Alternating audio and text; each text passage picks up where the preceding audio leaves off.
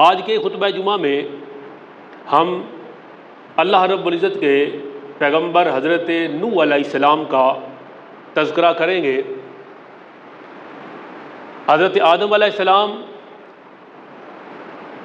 ساری انسانیت کے والد اور نوح علیہ السلام کو آدم ثانی کہتے ہیں، کیونکہ آپ کے دور میں جو طوفان آیا اس میں ساری مخلوق غرق ہو گئی، صرف وہی بچا جو آپ کی کشتی میں بیٹھا۔ تو نوح علیہ السلام کو آدم ثانی ہونے کا اعزاز بھی حاصل ہے۔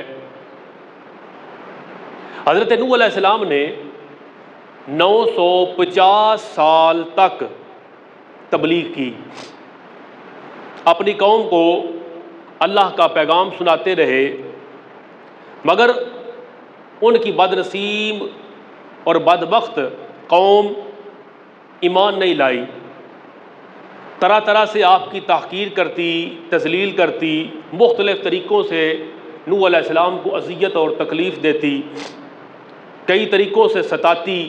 کئی بار ایسا ہوا کہ ظالموں نے نوح علیہ السلام کو اتنا مارا کہ خود سے یہ جانا کہ اب تو یہ شہید ہو گئے، فوت ہو گئے ہیں، تو ان کو کپڑوں میں لپیٹ کے ان کے گھر کے اندر ڈال کے تو چلے جاتے۔ اللہ تعالیٰ پھر ان کو صحت تندرستی عطا فرماتا، پھر وہ صحت یاب ہو کر دوبارہ گھر سے نکلتے اور پھر تبلیغ کرتے۔ کئی مرتبہ ایسا ہوا کہ آپ کا گلا گھونٹتی آپ کی قوم، آپ کا دم گھٹنے لگتا، بے ہوش ہو جاتے، اور اذیتیں اور تکلیفیں قوم دے دے کر یہ سمجھتی کہ آپ جو پیغام حق دے رہے ہیں اس سے رک جائیں گے، لیکن آپ نے ہمیشہ اللہ رب العزت کی بارگاہ میں یہی دعا کی کہ یا اللہ میری قوم کو بخش دے اور انہیں ہدایت عطا فرما کہ یہ لوگ مجھے نہیں جانتے۔ قوم کا حال یہ تھا کہ جب بوڑھا باپ مرنے لگتا تو وہ اپنے بچوں کو بلاتا اور وصیت کر کے مرتا کہ نوح علیہ السلام کے بارے میں بچوں کو کہتا کہ یہ پرانے دور کے پاگل ہیں، العیاذ باللہ، ان کی کسی بات کو تم نے نہیں سننا، نہ ان کی باتوں میں آنا ہے۔ یہاں تک کہ نسل در نسل لوگ آپ کو اور آپ کی تبلیغ کا انکار کرتے رہے، آپ کو اذیتیں اور تکلیفیں دیتے رہے، آپ مسلسل ان کے لیے بخشش کی دعا کرتے رہے، ہدایت کی دعا کرتے رہے۔ پھر ایک وقت آ گیا کہ اللہ رب العزت نے وحی بھیجی اور آپ کو بتا دیا کہ اے پیارے نوح، جن لوگوں نے ایمان لانا تھا وہ مومن ہو گئے، اب اس کے بعد کوئی بندہ آپ پر ایمان نہیں لائے گا۔ وَأُوحِيَ إِلَىٰ نُوحٍ أَنَّهُ لَن يُؤْمِنُ مِنْ قَوْمِكَ إِلَّا مَنْ قَدْ آمَنَ، جتنے ایمان لے آئے وہ ہو گئے مومن، اب اس کے بعد آپ کی قوم میں سے کوئی ایمان نہیں لائے گا۔ اللہ کریم نے یہ حکم دے دیا کہ اب نوح تم ایسے کرو، ایک کشتی بناؤ، اور کشتی بناؤ، اور اس کشتی میں کیا کرنا ہے یہ بعد میں تمہیں بتائیں گے، ایک طوفان کے ذریعے اس قوم کو غرق کر دیں گے۔ حضرت نوح علیہ السلام نے اب اپنی قوم کی ہلاکت کے لیے دعا کی کہ جب یقین ہو گیا، اللہ کی طرف سے وحی آ گئی کہ اب یہ لوگ ایمان نہیں لائیں گے، اللہ کا حکم تھا کشتی بناؤ۔ چنانچہ آپ نے ساگوان کے درخت لگائے، 100 سال تک وہ درخت پروان چڑھتے رہے، اس کے بعد ان درختوں کو کاٹا اور کشتی بنانی شروع کر دی۔ 100 سال لگے کشتی بنانے میں، 80 گز لمبی، 50 گز چوڑی، اور اس کے 3 طبقات بنائے، 3 منزلہ کشتی نوح علیہ السلام نے اور آپ کے ساتھیوں نے تیار کی۔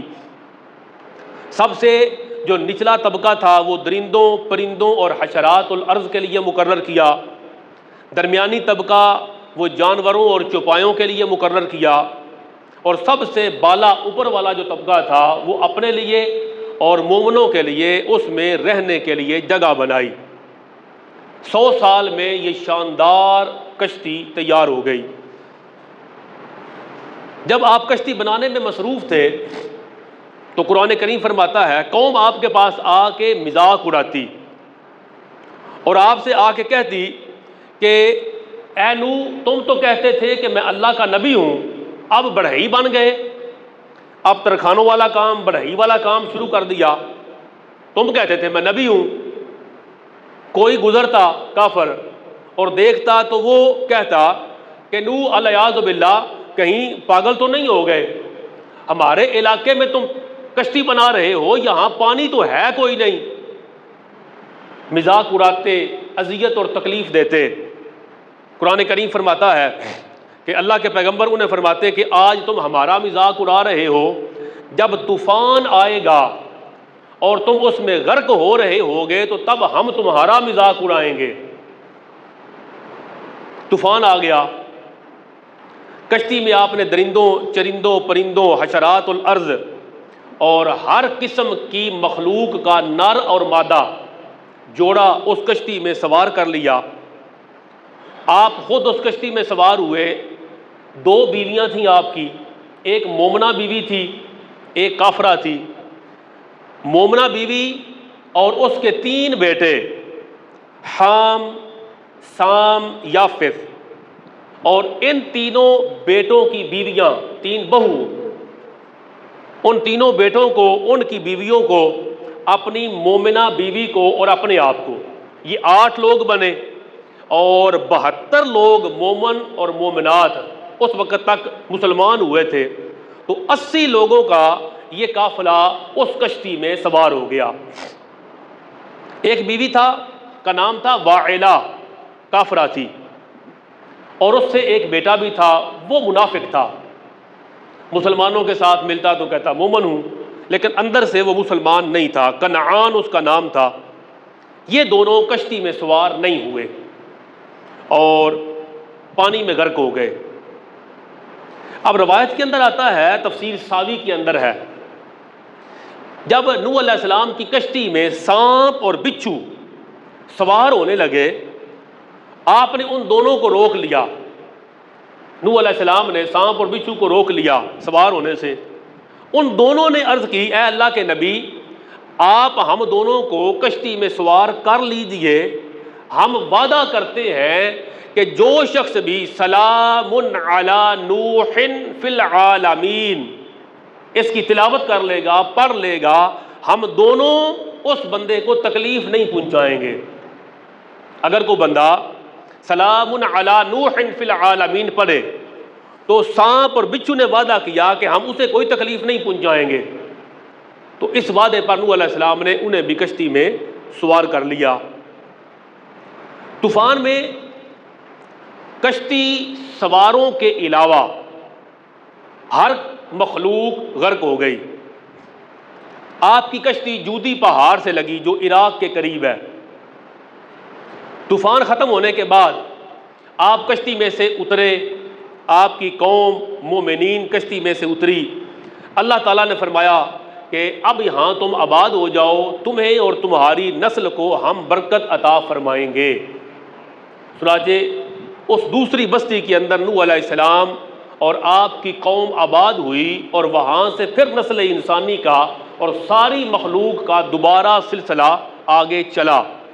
اس لیے آپ کو آدم ثانی کہتے ہیں۔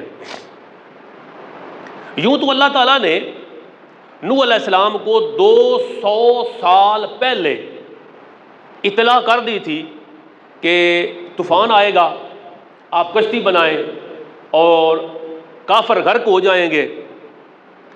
مگر طوفان آنے کی نشانی اللہ کریم نے یہ بتائی کہ آپ کے گھر کے اندر جو تنور ہے اس میں سے پانی ابلنا شروع ہو جائے گا، حتی اذا جاء امرنا، یہاں تک کہ جب ہمارا امر عذاب، ہمارا حکم آ جائے گا، وفارت تنور، تو آپ کے گھر کے اندر جو تنور ہے وہ ابل پڑے گا۔ یہ نشانی اللہ کریم نے آپ کو بتا دی۔ چنانچہ پتھر کے اس تنور میں سے ایک دن صبح کے وقت پانی ابلنا شروع ہو گیا۔ آپ نے اپنی کشتی میں اپنے فالورز ایمان والوں کو مخلوقات سمیت سوار ہونے کا حکم دے دیا۔ اللہ کریم کے حکم سے یہ پانی بڑھتا گیا اور بارش زوردار شروع ہو گئی۔ زمین کو حکم ہوا کہ پانی زمین چشمے پھوٹ پڑے، پانی چھوڑ، زمین کو حکم ہو گیا۔ اوپر سے بارش شروع ہو گئی، 40 دن اور 40 راتیں موسلا دھار بارش ہوئی۔ اس طرح بارش ہوئی کہ زمین پانی سے بھر گئی اور 40 گز اونچائی میں پانی چڑھ گیا۔ پھر طوفان زوردار کتنا تھا، قرآن کریم فرماتا ہے وَهِيَ تَجْرِي بِهِمْ فِي مَوْجٍ كَالْجِبَالِ، پانی کی موج پہاڑوں جیسی تھی۔ نوح علیہ السلام کشتی میں سوار ہو گئے اور کشتی طوفانی موجوں کے تھپیڑوں سے ٹکراتی ہوئی برابر چلتی جا رہی تھی۔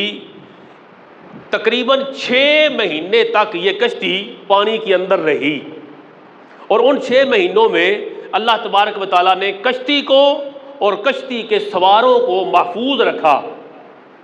اور جب نوح علیہ السلام کشتی میں سوار ہوئے تو قرآن کریم میں آتا ہے سورہ ہود میں، آپ نے یہ دعا پڑھی اور پھر کشتی میں سوار ہوئے، بسم اللہ ومجریہا ومرساہا ان ربی لغفور الرحیم، اللہ کے نام پر اس کا چلنا اور اس کا ٹھہرنا، اور بے شک میرا رب ضرور بخشنے والا مہربان ہے۔ نوح علیہ السلام نے یہ پڑھا، کشتی پہ سوار ہو گئے، 6 مہینے تک کشتی چکر لگاتی رہی، اور تفسیر ساوی کے اندر آتا ہے اسی دوران وہ کشتی خانہ کعبہ کے پاس سے گزری اور طوفان نوح والی کشتی نے خانہ کعبہ کا طواف کیا۔ پھر اللہ کے حکم سے عراق کی طرف گئی۔ عراق کا ایک جزیرہ نامی شہر ہے، وہاں جا کے جودی نامی پہاڑ تھا، اس پہاڑ پر جا کر یہ کشتی لگ گئی، رک گئی۔ اب تفسیر ساوی کے اندر یہ بھی ہے کہ اللہ تعالیٰ نے ہر پہاڑ کو حکم دیا، وہی بھیجی ہر پہاڑ کی طرف کہ نوح علیہ السلام کی کشتی آ رہی ہے تو تم اس کشتی کے ساتھ مل جانا، تاکہ پہاڑ اونچا ہے، کشتی اس کے ساتھ ملے گی تو لوگوں کو پہاڑ پر اترنا آسان ہو جائے گا۔ مگر سارے پہاڑوں نے تکبر کیا۔ تفسیر ساوی کے اندر ہے جوتی پہاڑ نے تواضع اور انکساری اللہ کی بارگاہ میں پیش کی تو اللہ تبارک و تعالیٰ نے یہ شرف جودی پہاڑ کو بخشا کہ نوح علیہ السلام کی کشتی جودی پہاڑ کے کنارے لگ گئی، اور جودی پہاڑ کا ذکر اب قیامت تک اللہ کے کلام میں محفوظ کر دیا گیا۔ اب جب نوح علیہ السلام کی کشتی جودی پہاڑ پر لگی عراق کے اندر تو 10 محرم الحرام کا دن تھا، یوم عاشور یا یوم عاشورا دونوں کہتے ہیں۔ ساری مخلوق کو حکم ہوا کہ اب یہاں اتر جاؤ۔ جب یہ 6 مہینے کے سفر کے بعد ساری مخلوق سے بھری کشتی جودی پہاڑ پر لگی اور اللہ کی طرف سے حکم ہوا کہ اب اتر جاؤ اور ہم نے زمین میں تمہارے لیے برکت رکھ دی ہے، تو اب سارے لوگ جب خیریت سے سلامتی سے کشتی سے اتر آئے اور اللہ کریم نے حکم دے دیا زمین کو کہ اب تم اپنا پانی واپس لے لو، بارش کو حکم دیا کہ تم رک جاؤ، تو بارش چلنا برسنا بند ہو گئی، زمین نے پانی کھینچ لیا اور زمین کی برکتیں باہر آنا شروع ہو گئیں اور سارے لوگ کشتی سے اتر آئے۔ جب اترے تو تفسیر ساوی کے اندر ہے اللہ کی ساری مخلوق نے اس نعمت پر کہ ہم خیر سے طوفان سے نکل آئے، ساری مخلوق نے روزہ رکھا۔ 10 محرم الحرام کو نوح علیہ السلام نے اور ساری مخلوق نے، یعنی صرف انسانوں نے نہیں، ساری مخلوق نے اللہ کا شکر ادا کرنے کے لیے روزہ رکھا۔ جس جگہ وہاں کشتی آ کے لگی تھی تو اس جگہ پر حضرت نوح علیہ السلام نے پھر آبادی کا حکم دیا سارے لوگوں کو کہ یہاں ہم رہیں گے، آباد ہوں گے۔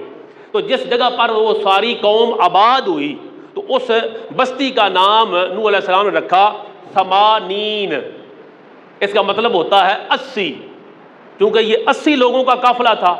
72 لوگ جو تھے وہ ایمان لانے والے جو فالورز تھے، 2 آپ خود میاں بیوی تھے، 3 بیٹے اور 3 ان کی بیویاں، تو 80 لوگوں کا قافلہ یہ جودی پہاڑ سے آ کے لگا۔ تو جس بستی کو آپ نے وہاں آ کر آباد کیا، جو بستی بسائی، اس کا نام ثمانین رکھا۔ اب اسی طوفان کے اندر آپ کا بیٹا کنعان اور اس کی ماں جو کافرہ تھی وہ غرق ہوئے۔ روایات میں آتا ہے کہ کنعان ایمان نہیں لایا تھا نوح علیہ السلام پر، بیٹا تھا لیکن منافقت کرتا تھا، اندر سے نہیں مانتا تھا، بظاہر مسلمانوں کے ساتھ رہتا تھا، اپنے کفر کو چھپاتا تھا، لیکن جب طوفان آ گیا تو اب اس کا کفر ظاہر ہو گیا۔ جب ظاہر ہوا آپ نے فرمایا کہ اپنے بیٹے سے کہ تم بھی بیٹا کشتی کے اندر سوار ہو جاؤ، تو وہ کہتا ہے کہ نہیں، میں پہاڑ کی چوٹی پہ چڑھ جاؤں گا اور پہاڑ کی چوٹی پر چڑھ کر میں اس سارے پانی سے اور اس کے تھپیڑوں سے اور موجوں سے بچ جاؤں گا۔ تو حضرت نوح علیہ السلام نے فرمایا کہ یہ ممکن نہیں ہے، بچے گا، قال لا عاصم اليوم من امر اللہ الا من رحم، کہا نہیں اب کوئی نہیں بچ پائے گا، بچے گا وہی جس پر اللہ تبارک و تعالی رحم فرمائے گا۔ اب ابھی باتیں کر رہے تھے تو قرآن کریم میں آتا ہے ایک موج آئی اور آپ کے بیٹے کو لے کے اس نے پانی میں ڈبو دیا۔ ایک روایت میں یہ بھی آتا ہے کہ بیٹے نے کہا میں پہاڑ کی چوٹی پہ چڑھ جاؤں گا، تو وہ پہاڑ کی چوٹی پہ چڑھ گیا۔ چوٹی پہ ایک غار تھی، غار کے اندر چھپ گیا اور جا کے اس نے سارے جو سوراخ تھے اندر سے وہ بند کر لیے اور اندر ہی اب وہ رہنے لگ گیا۔ اب اندر ہی وہ بول پیشاب بھی کرتا تھا۔ تو اللہ تبارک و تعالیٰ کی طرف سے جب عذاب آیا تو وہ اللہ کے عذاب کے سامنے کون ٹھہر سکتا ہے؟ عذاب آیا تو غار کے اندر پانی پہنچا اور یہ اپنے ہی بول و براز میں اندر غرق ہو گیا، مر گیا۔ بیٹے کو جب آپ نے سامنے مرتے ہوئے دیکھا تو اللہ کریم کی بارگاہ میں عرض کی کہ یا رب العالمین، یہ میرے گھر والوں میں سے تھا، یعنی اللہ کا وعدہ تھا کہ نوح ہم تمہیں اور تیرے اہل و عیال کو بچا لیں گے، جو تیرے ہیں انہیں بچا لیا جائے گا۔ تو اللہ کریم کی بارگاہ میں عرض کی وَنَادَى نُوحٌ رَبَّهُ فَقَالَ رَبِّ إِنَّ ابْنِي مِنْ أَهْلِي، یا اللہ یہ تو میرے اہل و عیال میں سے ہے، میری فیملی میں سے ہے اور یہ غرق ہو گیا۔ وَإِنَّ وَعْدَكَ الْحَقُّ، اور ساتھ اتنا عرض کیا کہ یا اللہ تیرا وعدہ حق ہے، میرے گھر والوں کو بچانے کا تیرا وعدہ تھا اور یہ میرے سامنے غرق ہوا، وعدہ تیرا سچا ہے۔ وَأَنْتَ أَحْكَمُ الْحَاكِمِينَ، اور حکم بھی سب سے بڑا تیرا ہی ہے۔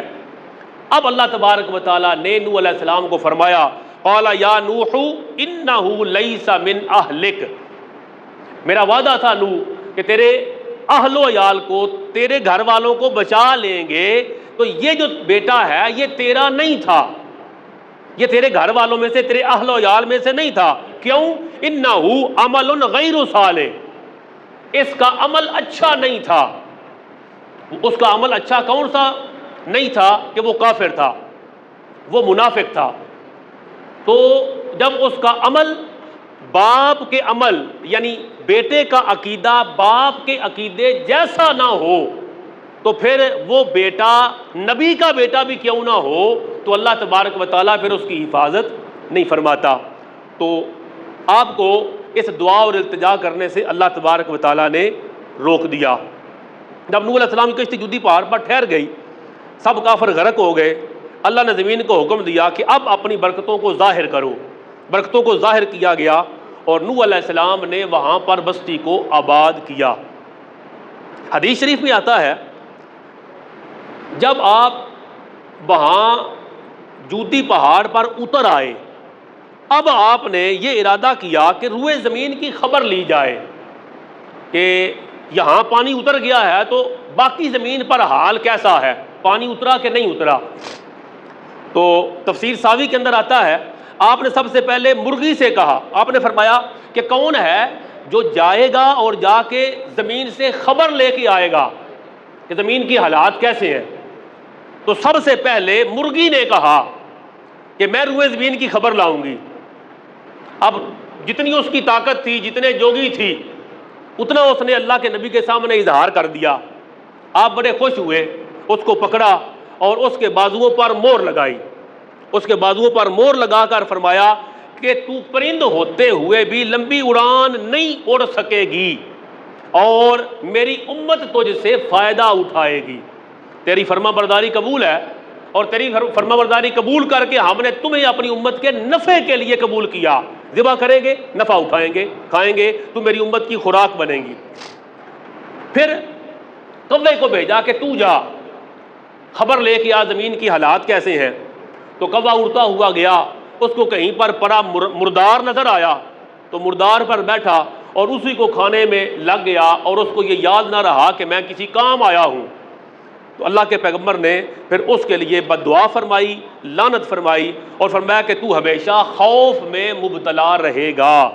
چنانچہ کوے کو حلال حرام کسی حال میں بھی اس کو پہچان نہیں، اور وہ ہر حال میں خوف زدہ رہتا ہے۔ پھر آپ نے کبوتر کو بھیجا، تو جا زمین کا حال پتہ کر کے آیا۔ تو کبوتر گیا، یہ ملکہ سبا سے، ملک سبا جو تھا، ملکہ نہیں، ملک سبا سے وہاں پہنچا، اور وہاں سے ایک پتی جو ہے وہ چونچ میں لے کے یہ آ گیا، درخت سے لے کے، زمین پر اترا نہیں۔ واپس آ کے نوح علیہ السلام کو عرض کیا کہ میں یہ گیا تھا اور یہ لے کے آیا ہوں۔ آپ نے فرمایا تمہیں میں نے بھیجا تھا کہ جو جا کے زمین کی خبر لے کے آ، زمین پہ اترے ہو؟ کہتا ہے جی زمین پر تو نہیں اترا۔ کہا تو جا زمین پہ اتر، زمین کے اوپر اتر کے چیک کر کے اس کی حالات کیسے ہیں۔ اب کبوتر دوسری مرتبہ روانہ ہوا، مکہ مکرمہ میں حرم کعبہ کی زمین پہ اترا، اور اس نے دیکھا کہ پانی زمین حرم سے ختم ہو چکا ہے۔ جب یہ زمین پہ اترا تو سرخ رنگ کی مٹی زمین پر تھی جو اس کے پاؤں کو لگ گئی، اور اب اسی طرح یہ اللہ کے پیغمبر کی بارگاہ میں خبر لے کے چلا گیا اور جا کے بتایا کہ میں اس طرح حرم کعبہ پہنچا ہوں تو زمین پہ اترا ہوں، اور یہ دیکھیں میرے پاؤں کے ساتھ مٹی بھی لگی ہوئی ہے۔ تو اللہ کے پیغمبر نے اس کو دعا دی، اور اس نے کہا مجھے رہنے کے لیے، حرم میں رہنے کے لیے اجازت دے دی جائے۔ تو تفسیر ساوی کے اندر ہے کہ اللہ کے پیغمبر نے اس کو زمین حرم میں رہنے کی اجازت عطا فرمائی۔ نوح علیہ السلام آدم ثانی اللہ تبارک و تعالیٰ کی بارگاہ میں 950 سال تک اپنی ذمہ داری پورا کرتے رہے۔ 950 سال تک لوگ آپ کو اذیت اور تکلیف دیتے رہے، لیکن آپ نے ہمیشہ لوگوں کو دعوت دی اور ان کے لیے بد دعا نہیں کی۔ تو ہمارے لیے تبلیغ یہ ہے کہ اللہ کے دین کا پیغام لوگوں تک پہنچاؤ۔ سنت یہ ہے نبیوں کی کہ وہ تکلیف بھی دیں تو تمہاری زبان سے ان کے لیے بد دعا نہیں نکلنی چاہیے۔ اور پھر یہ کہ نوح علیہ السلام کی کشتی جا رہی تھی، 6 ماہ لگے کشتی کو جودی پہاڑ تک پہنچنے میں، لیکن جو کشتی کے اندر سوار تھے، جو ایمان والے تھے، انہیں اللہ پر اتنا بھروسہ تھا کہ وہ کشتی ڈگمگا رہی تھی، لیکن کشتی کے اندر جو مومن بیٹھے تھے وہ پرسکون تھے، اس لیے کہ ان کا توکل اور بھروسہ اللہ پر تھا۔ تو مومن وہ ہے جو اس کی زندگی کی کشتی جتنی ڈگمگائے، اس کا بھروسہ، اس کا توکل وہ اللہ پر کمزور نہ ہونے پائے۔ وہ یہ سمجھے کہ اگر میں مشکل میں ہوں تو اس مشکل میں بھی میرے لیے اللہ نے کوئی خیر چھپا رکھی ہے، اس مشکل کے بعد میرے لیے آسانی ہے۔ جب میں اللہ کو مانتا ہوں، میرا مالک حی قیوم ہے، زندہ بھی ہے اور قائم بھی ہے، تو مجھے کسی قسم کی کوئی پریشانی نہیں۔ مومن کی شان یہ ہے کہ وہ ہر حال میں اللہ پر بھروسہ رکھے۔ اور آخری بات یہ کہ نوح علیہ السلام کا بیٹا کنعان کافر تھا، پانی میں غرق ہوا۔ قاعدہ یہ ہے کہ نیکوں کی اولاد بری بھی ہو سکتی ہے، اور برے لوگوں کی اولاد کو اللہ تعالیٰ نیک بھی بنا دیتا ہے۔ اللہ تبارک و تعالیٰ انبیاء کرام کی سنتوں پر عمل کرنا نصیب فرمائے، آمین۔ وما علینا الا البلاغ المبین۔